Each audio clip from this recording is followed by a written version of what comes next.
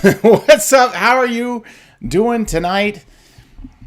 A big 6-1 crushing blow dealt by the Utah Hockey Club to the Minnesota Wild tonight. Marc-Andre Fleury could not stop anything tonight. He was not particularly strong in net for the Minnesota Wild, but overall, Utah Hockey Club doing lots of great things tonight as they get the big win over the Minnesota Wild. They only allow 16 shots on goal. That's winning hockey, typically speaking. You don't give up very many shots. You keep things hemmed in a little bit. You keep them away from having good scoring chances. And yeah, you know, it is very, very likely that you're going to win lots of hockey games if you only give up 16 shots. This is a game where many people would take a look at what has happened. They would look at how the game ended up 6-1, and they'd say, wow, the offense went crazy. And that's true. The offense did go crazy. 6 goals is a gigantic scoring output. It's the highest scoring total for Clayton Keller in his career. But in truth as well, it was a really, really excellent defensive effort by the Utah Hockey Club. So, big win tonight by Utah Hockey Club over Minnesota.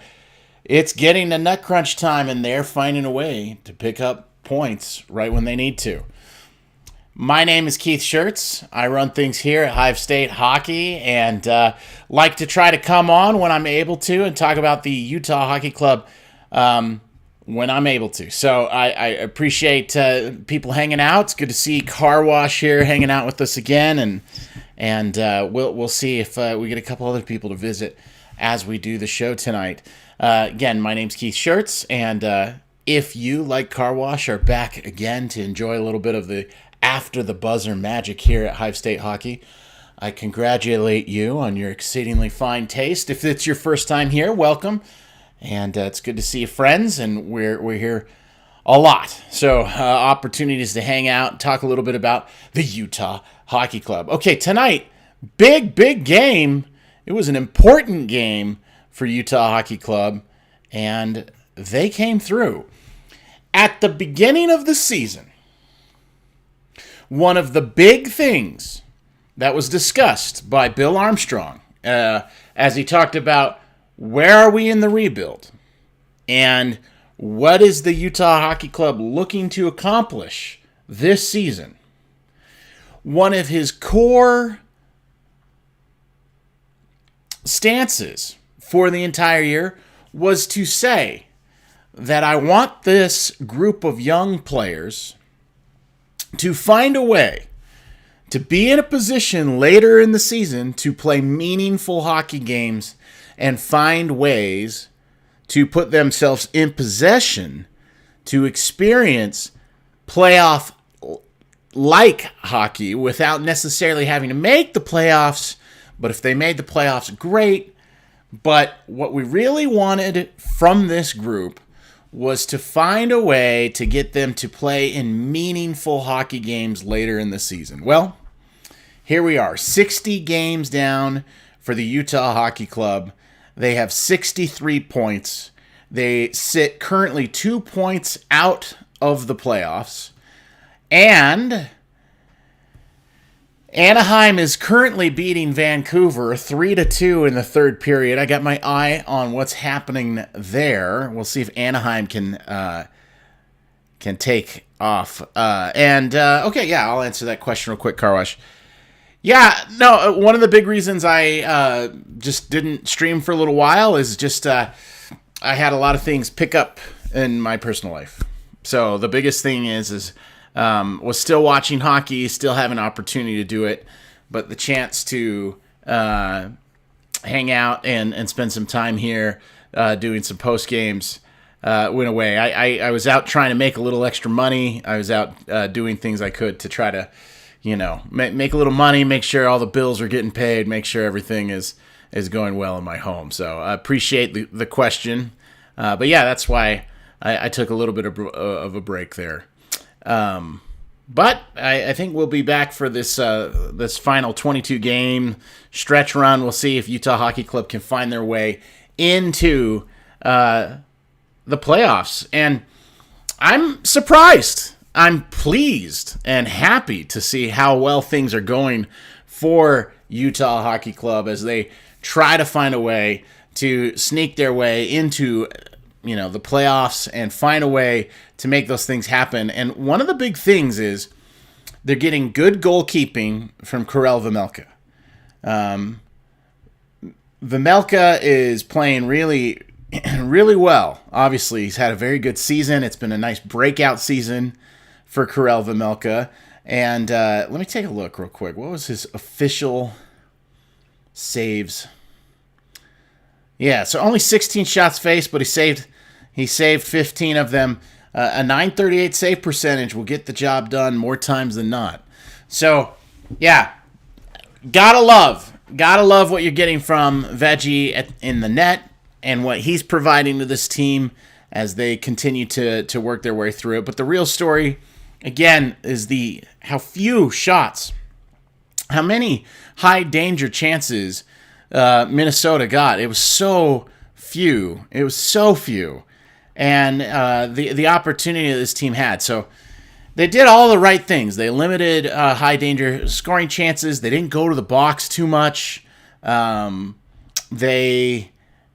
killed their penalties when they did go into the box. And then they found a way to help the team really. On the other side of special teams, they found a way to get power play goals. And as they scored those power play goals, they really put themselves in a very strong position, obviously, to get going. When you get a couple power play goals, that really helps. It shakes things loose. It makes the other team need to grab their stick a little tighter as they try to find ways to get it to go. But the final four goals were all at even strength. The goal by Sean Dursey, sometimes you get a little puck luck. You get rewarded, frankly, for sending the puck to the net and trying to find a way to get that puck to the net. And it caught that little tiny window just over the left shoulder of Marc-Andre Fleury, and it found a way into the net. And then in the third period, the three goals, the Nick Schmaltz, the Clayton Keller goal, and then the Logan Cooley goal in particular. I loved that Logan Cooley goal, the capper at the end. It was really, really an important game, and you got to love who scored. The 5-on-3. Yeah, the 5-on-3 power play goal was so nice. Dylan Guenther with the rip, right? And he's just such a tremendous asset on the power play for this team. He really helps things go there. And then, I look at the group of players who are doing the work for this team, and it's all the players that they need to have. The depth of this team continues to be wanting, but the top of the lineup is really providing. You got, Barrett Hayton, and you've got Dylan Guenther, and obviously Clayton Keller in his 5 points tonight, which is a career high. We had Sergachev. He got a couple of assists tonight. Nick Schmaltz scored a goal. Keller obviously scored and had 4 assists. Logan Cooley found a way to score after getting a pass that came from Keller and Schmaltz. And that move through the neutral zone, they had the turnover. He kicked it over to the boards, went over to Nick Schmaltz. Schmaltz got it to Cooley got it to Keller. Keller went to the net, and Cooley put it in the back of the net. That was all done in the neutral zone. The movement in the neutral zone was such a huge part of that last goal that they scored. So, really, really efficient, effective play by the Utah Hockey Club as they found their way into making everything just seem easy tonight. They found a way to generate so many goals, and it was really exciting to see them, dial that up. 3-2, still the score. We're rooting for the Anaheim Ducks tonight. Anaheim ahead of Vancouver. And then other standings, just so you know, if you were paying attention, Calgary lost today 3-0 to Tampa Bay. So everything, if it holds up this way, everything would be working out just the way you'd want if you're a Utah Hockey Club fan, which is good news for those of you who are here with us tonight. So it's a really interesting, fun thing to go. Now, the other thing I mentioned just quickly in this playoff race is that, obviously with 22 games left, there's so many other things that can happen. But dialing up regulation wins is a huge deal. They need to get to a lot more regulation wins if there is a tiebreaker. If the teams end up with the same amount of points, regulation wins is the first tiebreaker. And I believe amongst all the people in contention right now for that last playoff spot, Utah Hockey Club currently has the lowest amount of regulation wins. So it's a huge, huge, huge thing for them to continue to put on wins, get them in regulation. Do not find a way to win in overtime. If you're going to go to overtime, it's still better to win than lose, of course. But that's what we want to see. The last thing we want to see from this Anaheim-Vancouver game is we don't want it to go to overtime. We don't want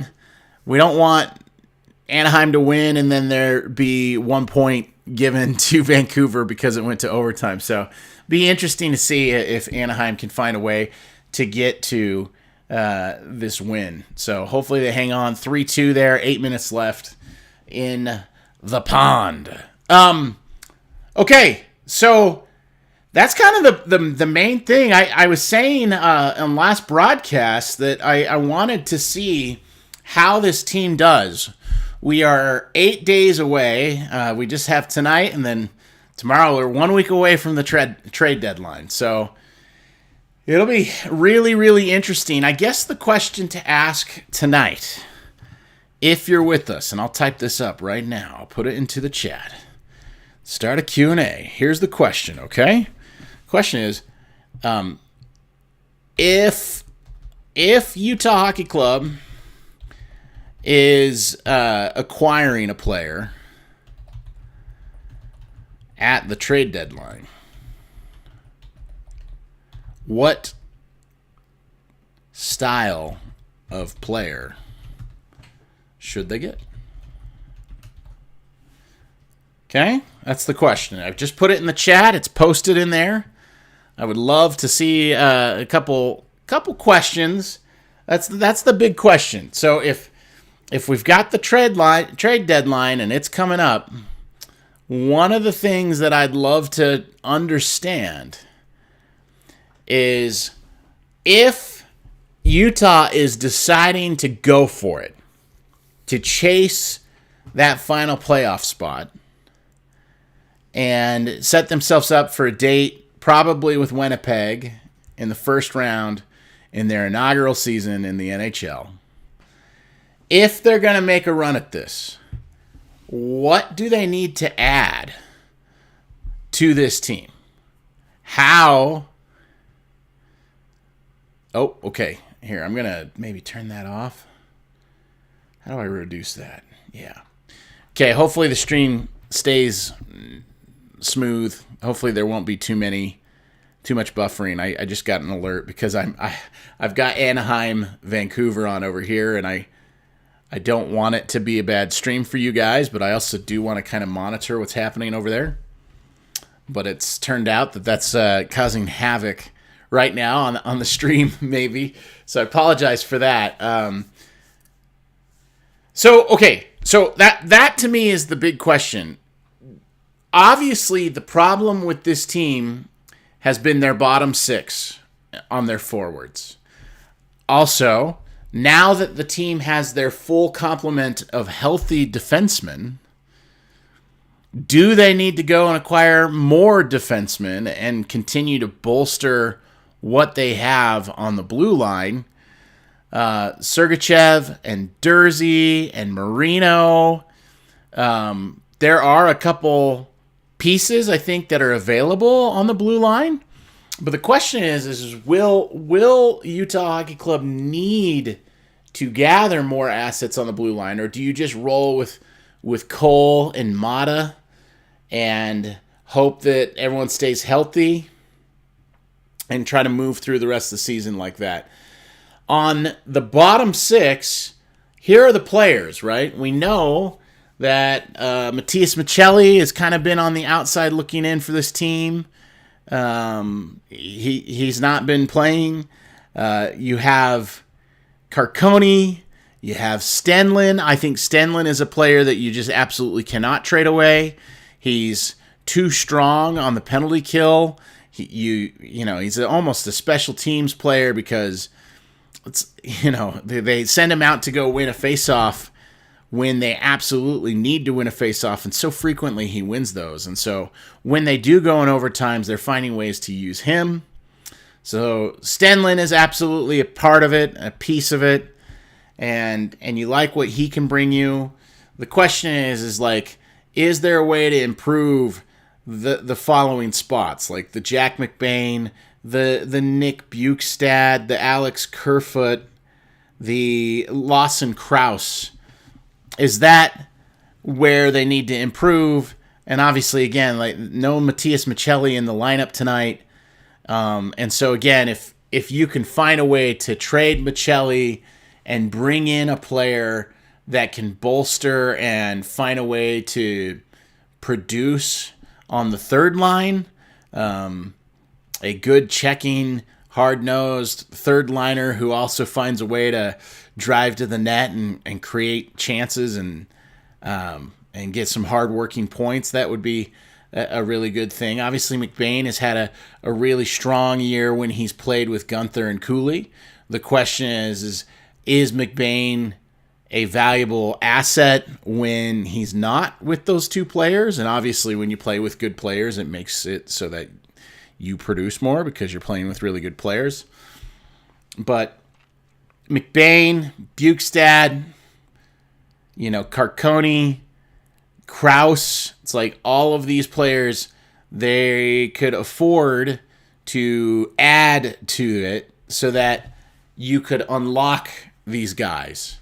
The spot for me that's the weak spot is I guess I would say I would look at Nick Bukestad as the spot that you'd like to improve. And of course, every team in the league is looking to try to improve their depth and get a really strong third line center. But the question is could you do like a Matias Michelli, Nick Bukestad for like maybe Scott Lawton from Philadelphia? Scott Lawton and maybe some sort of trade asset. That's maybe something that Philly likes because Philly's probably not going to make the playoffs in the East where it's tight. And you're also going to be in a spot where Philly can add a young player who has a lot of creativity, who may be a scoring threat in future weeks and in future years. And so the question is could you do that? Okay, Car Wash, thanks for your answers to the question. Let me see what you have for me here. Who can score goals on every play and trade Ingram and get a second goalie who can block every shot? Yeah, well, that'd be great. And trade and get Connor McDavid. Also trade and sign Utah born Trevor Lewis. Yeah, Trevor Lewis, though, is a good example of he's a little old, but, he's from Utah. So, okay, but Trevor Lewis is a guy who you love because he's so solid. He's such a strong defensive presence. And he does things the right way. So that's the kind of guy you could get. Obviously, Edmonton, I don't think is interested in trading Connor McDavid to do that. And then Ingram, yeah, improving the second goalie is something that would be cool, but I don't know how practical it is to think that you could get somebody that could be much better. Hey, Anaheim just scored. They just scored. It's 4-2. They just scored on the 4-on-4. And so, hey, our new favorite player after after Clayton Keller right now is Lacombe for the Anaheim Ducks. So Anaheim gets on the board. Congratulations to Utah Hockey Club, huh? Big night. Big night. Big night. So, Utah Hockey Club going to get a lot closer to the Vancouver Canucks tonight. So that's exciting. Jackson Lacombe, defenseman for the Ducks, a hero in Utah. Jackson Lacombe. Number 2, Anaheim. Great goal. Okay, so Vancouver has a game in hand. They're going to be up by 2 points now. So the question is can Utah Hockey Club continue to put the pedal to the metal, continue to find a way to put the pressure on, to find a way to get themselves to the big point. So, thanks for answering the question, Carwash. I think that's fun answer. Real quick.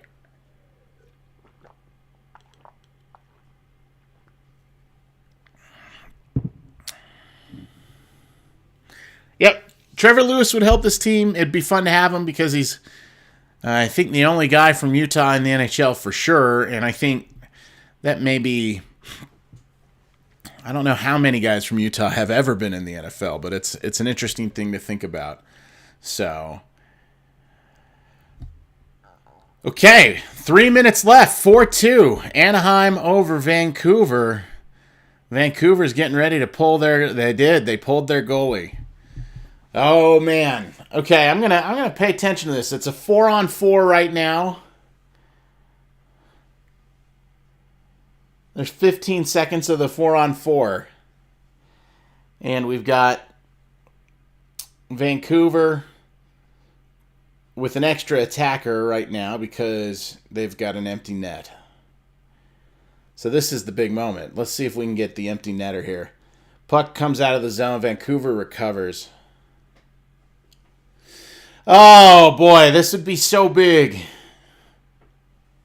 to have everything break right for Calgary to lose, for Vancouver to lose.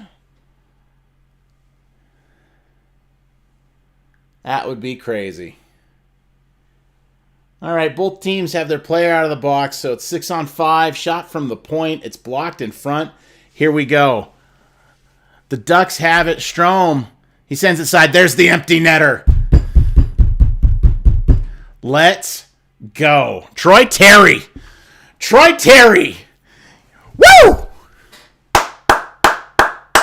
Great job, Troy Terry. So, all right, I'm going to turn that off now. So, the Ducks are going to get Vancouver tonight.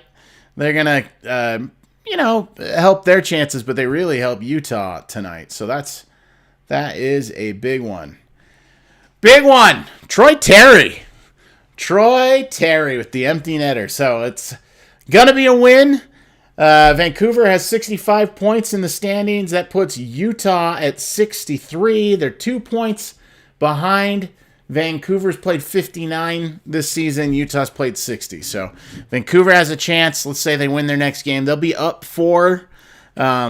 So becomes a really, really fascinating opportunity now for Utah Hockey Club to make their thing go. So it really changes the calculus the more and more we get closer to the trade deadline. With us being a week away, it really clears up a lot of what Utah will have as their priorities.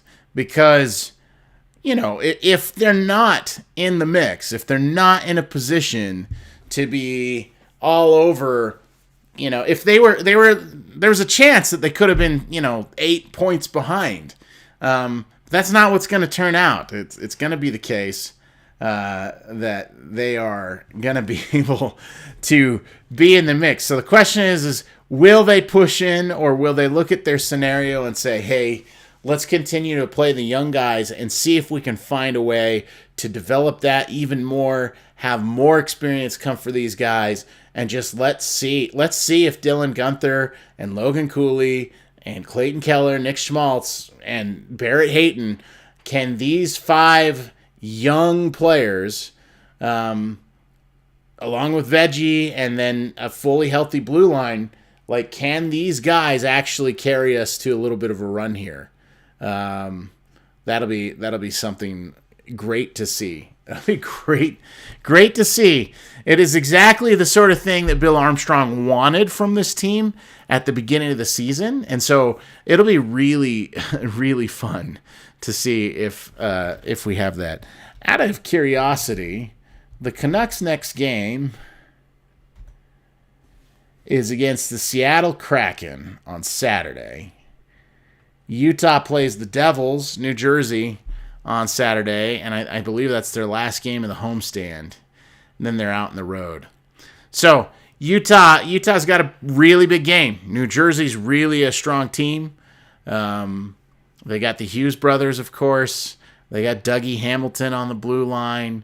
Lots of talent. Lots and lots and lots of talent there in the New Jersey Devil team. But it'll be really interesting to see what happens. And then that night we can do the same thing. Scoreboard watch and be big Seattle Kraken fans. The other team we need to continue to lose, because I still think they're in front of us, is Calgary. And Calgary is playing the Florida Panthers in Miami on Saturday. So Saturday, another chance for Utah Hockey Club to move. If you want a rooting guide, it's really simple. Utah Hockey Club needs to get those regulation wins. They need to get a big, difficult win against the New Jersey Devils. The Canucks need to lose on the road at Seattle, and then which would be there. By the way, that Seattle game, you kind of like the opportunity for the Seattle Kraken to do something there, because this will be the third game in 4 nights for Vancouver, and that can be a difficult scenario to go pick up a win. And then the last bit here, with Calgary playing a afternoon game in Miami, and I believe they just went, they just traveled from the west to the east, so they lost 3-0 today to Tampa Bay. That Tampa Bay Florida trip, that is a Tampa Bay and then going down to play in Miami. Lightning Panthers trip, that is a hard trip to go make. Used to not be the case, but it is now for sure. So it'll be fun to watch the scoreboard. That's all you could ever want. If Utah, it's one of those, if the scoreboard shakes out a certain way, I think if there's another day like today, it's undoubtedly the case that I think Utah is going to feel pressure to make some trades and to find pieces that really bolster their depth. I do not think that they want to mess around with what they have at the top of the lineup, top of the lines, but I do think that they are really going to be tempted significantly with the opportunity to make those trades, and they'll see. It seems clear to me that Matias Maccelli is being used as the potential trade bait for other teams, and this is explaining why he's a healthy scratch right now. I think he's not in the lineup.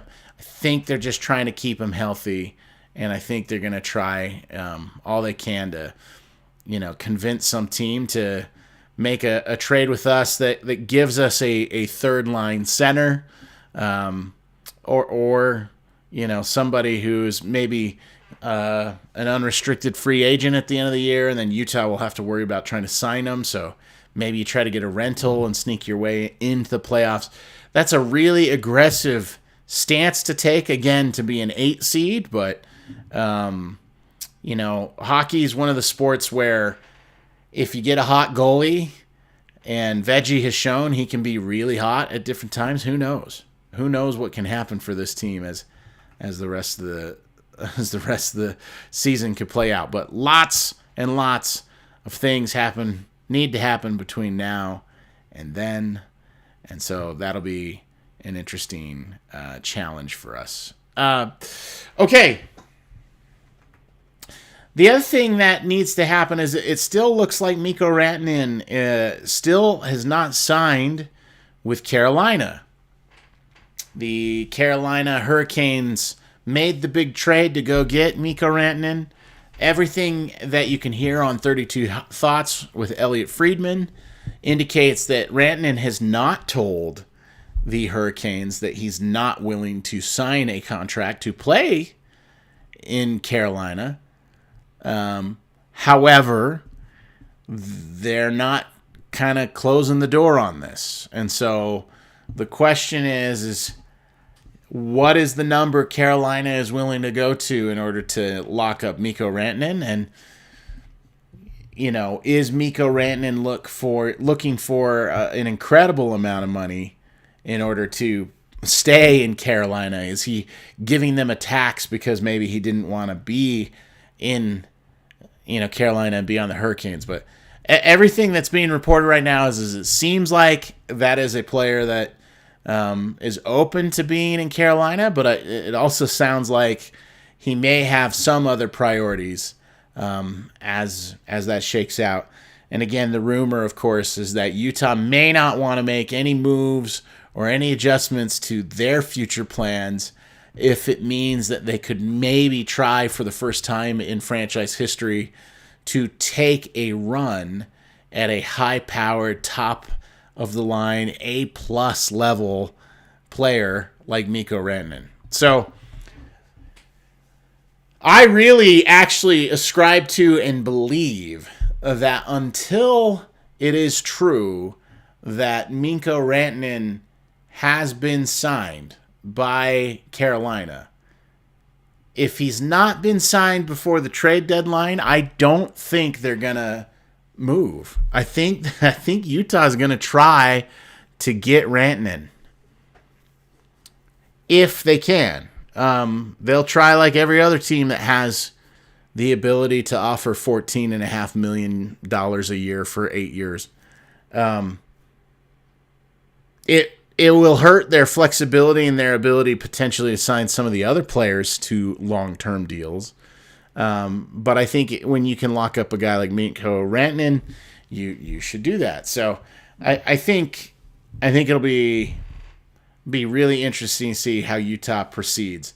I think they're waiting to see that news out of Carolina. They're also, it's just the case that, you could probably make a trade and use Michelli and bring in a player that could bolster your third line and potentially give you some depth scoring, that you also like what the future is for the player. So, maybe you could look at like Michelli and trade him to Boston for Federic. Maybe that's I don't know. It's one of those. It'd be an interesting one because I think it's young, distressed assets. I don't know that Michelli fits sort of Boston and the way they want to play, but it's an interesting idea. Okay, so that's kind of where we're at this point. Everything went right for Utah Hockey Club. They win 6-1. So they win 6-1. They have a career night from their captain. The two teams in front of them in the standings were able to lose when you have the Tampa Bay Lightning winning 3-0 over Calgary. You've got a 5-2 win by Anaheim over Vancouver tonight. The Utah Hockey Club have played one more game, but they're only 2 points out. So somewhere between 2 and 4 points, if all things being equal. 4 points out of a playoff spot with 22 games left in the season. For all teams to play, somewhere between 2 and 4 points out of playoff spot. It is exactly the spot Utah Hockey Club wants to find themselves in, and it is what the goal was for this team at the beginning of this season. And sometimes the puck just bounces the way that you need it to, and that's what happened today for the Utah Hockey Club. They found a way to put themselves back into the mix and away from being complete sellers at the trade deadline to potentially acquiring people. And, the question is how aggressive? Do you just like the group and see if you can squeeze it out and get in? Because your goal at the beginning of the year was to play these sort of games with implications down the stretch? Maybe. That makes some sense. Is the goal to actually make the playoffs? Well, then you gotta see, if that is the thing, and it's time to push and see if you can add a piece that gets you closer. Let's do that. That'll be a fascinating thing to see what they do. I mean, it will. What Bill Armstrong does over the next week will be so incredibly telling. So incredibly telling about where he thinks this team is. It also will speak a lot to the patience of Ryan Smith, and whether or not Ryan Smith is willing to go through some of the growing pains and process with which Arizona was going through until, obviously they stopped paying their hotel bills. Thank you, Alex Morello, for not answering calls from accounts receivable. And now Utah has a hockey team. That's really fun. I like that happened. And okay, Car Wash, your opinion is go for it. That we're not playing with house money at this point until we're in the playoffs. That Bill Armstrong, at the beginning was like, I'm not sure. I hope we can make the playoffs, but mostly I hope we're playing games down the stretch of the season that, feel like a pressure cooker. And there's lots of things for us to kind of consider as we go along. But Car Wash, he's like, hey, look, sometimes the goal changes as it goes along. It seems relatively clear that Utah is going to play themselves into a spot where they're going to be in the mix.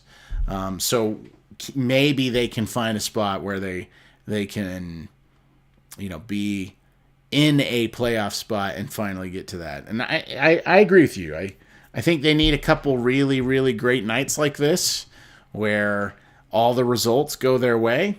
But maybe they can't have that. And then the other thing is just the massive letdown. Now, if they lose to the Devils, that is not, I know earlier in the year, I think they lost to the Devils in New Jersey, and I think it was the third game of the season. That was kind of a rough game. But New Jersey is a very strong team. And so the Devils are coming into Utah. That'll be an interesting matchup. See what Utah Hockey Club does to kind of manage that. And then next week, they've got just the two more games. So it'll be great. It'll be great to watch them go. So if they get the game against New Jersey, I think it's, in some ways, that New Jersey game is like, if they happen to find a way to win against the Devils, that becomes a very telling sign. It's a 4-game win streak for Utah. They have not had, in my understanding, I do not think they've had a 4-game win streak this season. So there'd be that. And then the other piece is I just think it brings into view a very clear feeling that the return of Sean Durzi and having John Marino play where he needs to, and no longer having Yosso Valimaki and all the other guys that they had playing, Dakota Mermis and all the other players that they've had on this team playing on the blue line, but to have us in a point where they have a bunch of healthy guys playing on the blue line, that is something that they haven't really had all season. So it'll be an interesting thing. Be interesting to see how that all shakes out. I think if they get the game against New Jersey, I think you start saying, okay, well, Kesselring, Marino, Mata, Cole, Durzi, Churchev, like that is an awesome blue line core that you can really feel good about. We feel great about our top 6. We've got Cooley and Gunther and we've got Schmaltz and Keller, and we're feeling good about what we're getting out of Bear Hayton at this point. So I think if you look at the top 6, you're feeling pretty strong about your top 6. You're feeling really good about your 6 defensive players, I think. It's that bottom 6. That's the part, How do you improve that so that they score points? So, lots more to think about. But on a banner night for Utah Hockey Club, they get a 6-1 win over the Minnesota Wild. And now we're thinking about lots of things here as it relates to the Utah Hockey Club and what they're going to do in their inaugural season. Will they find a way to sneak in? They need more nights like they had tonight. So we'll continue to look for those, and we'll look after those. Their next game, March 1st, against the New Jersey Devils. I look to be with you late Saturday night. And I hope each of you are doing very well. Thanks for tuning in. Congratulations to the Utah Hockey Club. Giant win. Huge congratulations go out to Clayton Keller. A career high night. A record for the Utah Hockey Club in their young history for most points ever by a player in a game. A 5-point night is nothing to be sheepish about. What a tremendous accomplishment. I don't know how long it's going to take for them to have a player have a 6-point night, but I hope it doesn't take super long. Hopefully it happens against the New Jersey Devils. Again, appreciate you tuning in tonight. Thanks for hanging out with me, Car Wash. Good to talk to you. Sorry I was gone for a little while, but we're back in the swing of things here, and I'm going to try. I'm going to try to be really, really solid about being on with y'all over the course of the final 22 games of this regular season, and maybe, just maybe, they'll find their way into the playoffs. Things are breaking out just the right way for Utah Hockey Club. My name's been Keith Schertz. This has been After the Buzzer on Hive State Hockey. If you've enjoyed the broadcast, give us the thumbs up underneath. Tell your friends about it. And we'll be with you again real soon. Have a good night.